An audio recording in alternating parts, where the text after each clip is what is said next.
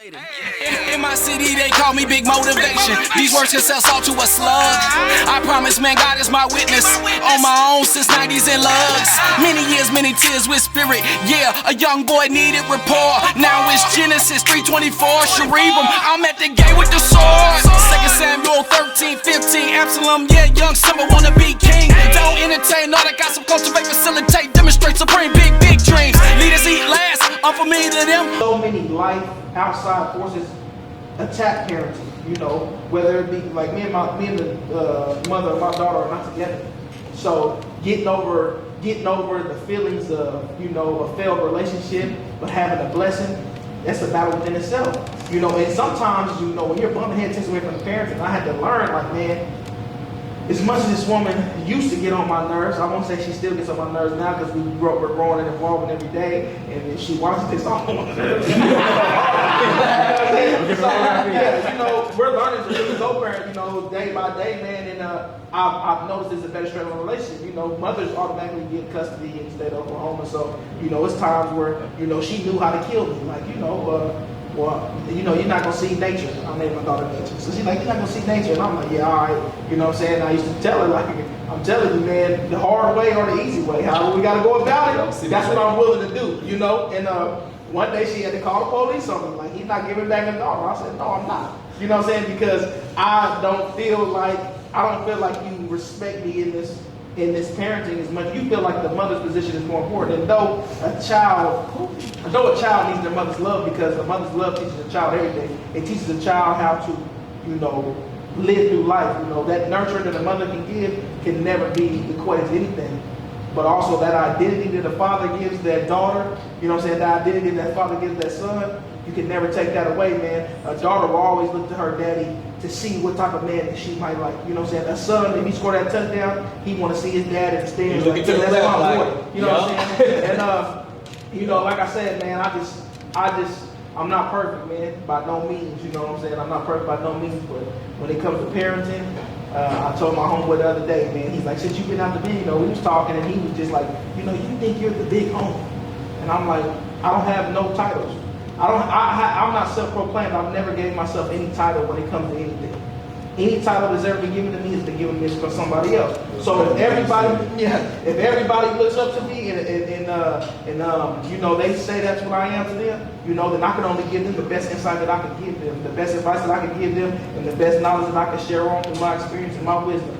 You know, outside of that though, you're jealous and you're envious of this. And I was glad that he was talking to me because he was telling me a lot about himself. I'm like, you want to be that so bad, you can have it. But even if you had that title, you wouldn't know where to lead him. And I told him straight to his face, I said, man, I'm at the age where I don't care what a group of individuals think about me. I don't care what no dudes think about me. I care what my daughter thinks about me. You know what I'm saying? I care what my daughter thinks about me. I'm so sorry about that, bro. My bad. Like We just had this conversation. And I said, as much as I love y'all, man, I care what my daughter thinks about me. That's crazy. And one of the preachers that I watch, he always tell me, man, that when you elevate in life, you know what I'm saying, it's not you get to a position where it's not about right or wrong. You know what I'm saying? We understand that.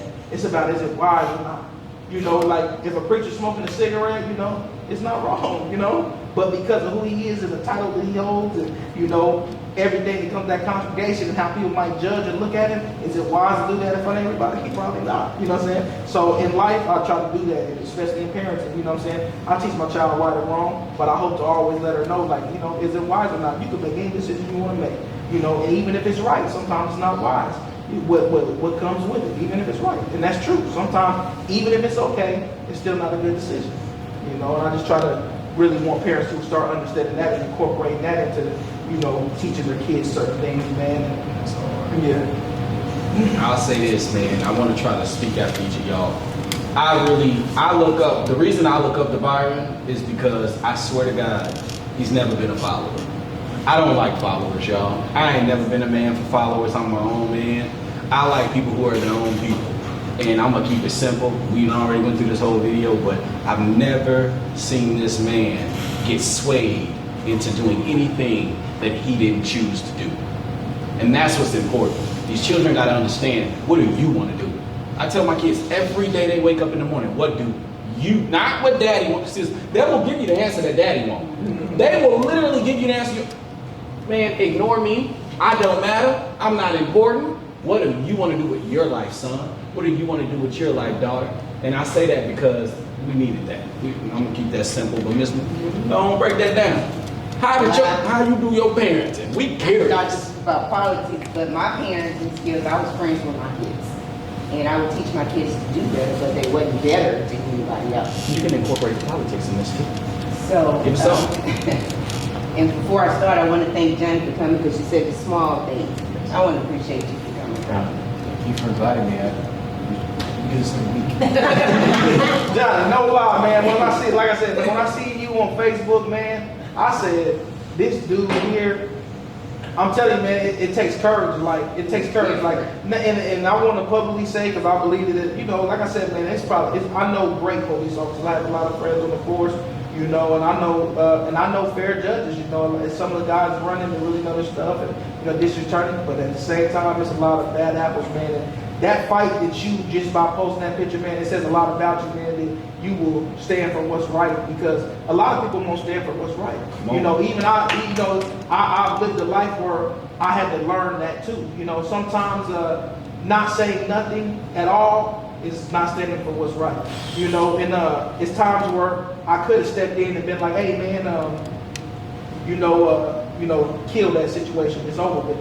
And I would just ignore it, like that has nothing to do with me, you know, whatever the case may be. And the preacher had pulled me up one time, and he said, I want to let you know, God gives you power and He ordained you with these things so that you can use them, you know. And if you do not use them when the time comes, you know, then you are failing. You know, you're failing in life.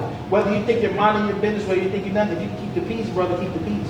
You know, and you know, he was just teaching me things about wisdom. It was also more fruits to that, but you know, peace was one of them. He's like, you keep the peace, keep the peace. You know, strive for them things, you know what I'm saying, and stand for what's right, because it's gonna be hard sometimes. Man, and I don't know you from a can of paint, Johnny, but like I said, man, that right there, man, it told me a lot about you, because, you know, who wants to go against the norm? Who wants to go against, you know, the social elites? Because they are the elites. They don't have no checks and balances. They are the power. You know, and not only are they the power, if they wanted to, they can flip your world upside down, you know what I'm saying? They can flip it upside down, man, and it'll be a rocky road, you know what I'm saying? And like she said about her husband, you know, he just wants to stay away from it because he's scared, you know, and I'm not a fearful person, but I have felt that same fear, you know, and it's crazy, man. I had an encounter with the police the other day, and one of them said, like, because I was naturally aggressive, and he said, man, listen, this dude is a good dude, man. You know what I'm saying? Like, he's not, he's not trying to, you know, intimidate you. He's not trying to do anything. Man, I trust him. And to hear his colleagues say that, I looked at the situation different. I finessed the situation, and he turned out to be a pretty fair dude. You know, I ended up driving my car away, and me and my daughter went on about my business. You know, but they had an investigation that they had to do. They had procedures that they had to go about. And at first, I'm just like, I'm innocent. I don't care what you're talking about, and I'm nothing. But, you know, like I said, man, it's just, you know, it's different. You know, but like I said, man, I commend you, man. I thank you for coming. And you look familiar when you were sitting over there. I'm like, hey, you look familiar. I don't know where I'm from. I thought maybe I might see you at the YMCA or something. And then once he said it, you know, who you were, I said, I know exactly where I see them at. You know what I'm saying? I see them on Facebook, you know, carrying that fight, man. And I support you 100%. You know, everything that you stand for, man, I admire you, you know what I'm saying? And it's a pleasure to be in the room with you. We need that. Go ahead. Like I was saying, I was a friend with my kids. I'll talk to them, we'll talk, we communicate, let me know what's wrong, tell me what I did wrong, because I'm learning too. Because I grew up with parents, they thought they were always right, they were wrong. And I was with my husband for about 10 years, and then he got on drugs, not the one who didn't know, the kid's father. And you know, I try to work that out, but when he starts stealing from the kids, it's time to die. But I would never tell my kids anything bad about their dad. It'd always be good things. Hey, I still let him go visit or whatever. I didn't even ask for child support. Because my thing is, he can't pay it, so why am I going to put this man and all of that? I'd rather you spend time with your children. I agree. Than to pay. That's what I'd rather you spend time with your children. You don't hear that. You know, women. Woo, Charles. Hey, Come on. Can you say it one more time? You would rather what? I want you to say it loud for everybody to hear. I'd spending time with their father and their money. And, you know, because I have to be used to take care of my kids. I'm not saying other women, they probably I follow. my thing is, if they don't have it, why keep dragging this man to court? Let him get his life. Let him get him the life. And he should be decent enough to want to come back and do something for his kids. But I'm not going to sit here and badmouth, you know, your dad. You're gonna find that out later on in life. So I didn't ask for child support. He comes see kids, they do whatever. Now, like older, like they older now, 21 and 27. And as you say, you want your kids out the house at 25. I got a bigger house for my kids to stay with me because I seen Hispanic people do it. They go to the house and they keep all the money in, and that's what I was trying to do. That Asian culture for sure does that. So, but I leave the door open for them to come back, and then I don't get into their relationships. I listen to them because you can't get into a relationship with older people. They talking about their man, but then the next day they're gonna be with their man. You're gonna be looking stupid because you done said all this stuff about this man. So I just listen. So can I say now, and I don't want to go past you before I get to Darius because the politics are important. You've been going through a lot lately, and I feel like at this point it's time that there's a statement that what do we want to call it? A call to action. If you were to give us a call to action, if that ain't too quick of a question, but if you were to give us a call to action of what we need to do right now, so when we get up tomorrow morning, we need to be looking at this, researching this, studying this. Hit us. What we need to do. You know, when I first got here, I wanted to go and fit in with these organizations that they got, like the law and business women, the young professionals. I feel like, and I'm looking at the people of color community, I see a lot of talent. We could just start our own. We could just form our own. Why we can't have law and business people of color, young professional people of color? Why we got to fit in with them? Because they don't want, clearly, you know they don't want us at the table. We can come entertain y'all and sit with y'all, but we can start out. I feel like we as the community, we have to take care of our own. The people that we have now that sit in these positions, they're going along to get along. They're not helping us. So I remember Martin Luther King's speech. People don't know what he said. He said, "I feel like I've led my people into a burning building." That was the one in his last speech. That's actually his most famous speech to black people, but most black people think it's the "I have a dream." That's not true. With that being said, would you say that, so we need to essentially sit down, create our own, and not necessarily chase inclusion, but just create? Not inclusion, just create.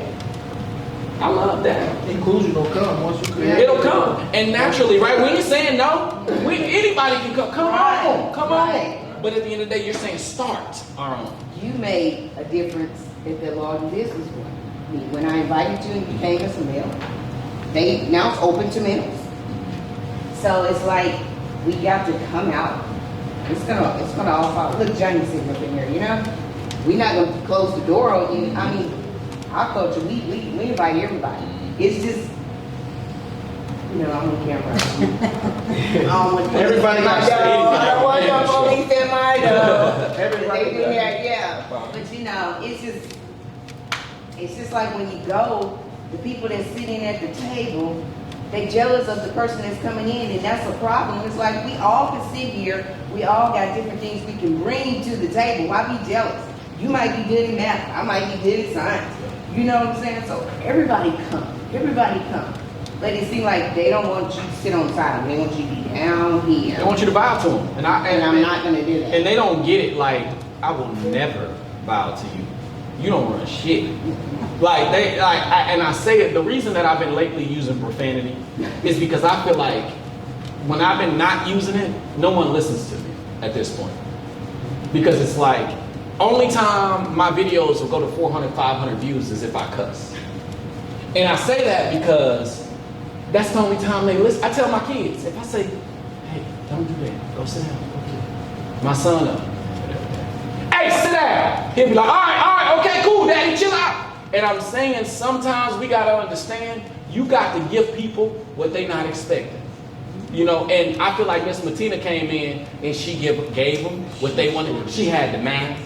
She had the shirt. Matter of fact, your new shirt, she got the new shirt. Talk about your shirt. That's so. And we'll move on to Darian, but tell me about your shirt. I stay next door. Darius, I'm sorry. Look at him, look at him. Okay, it's only gonna be one. It's gonna be 1 minute. I stay. Motivation relate. You got a date and cake while you looking at my plate. Oklahoma living, this AM posse.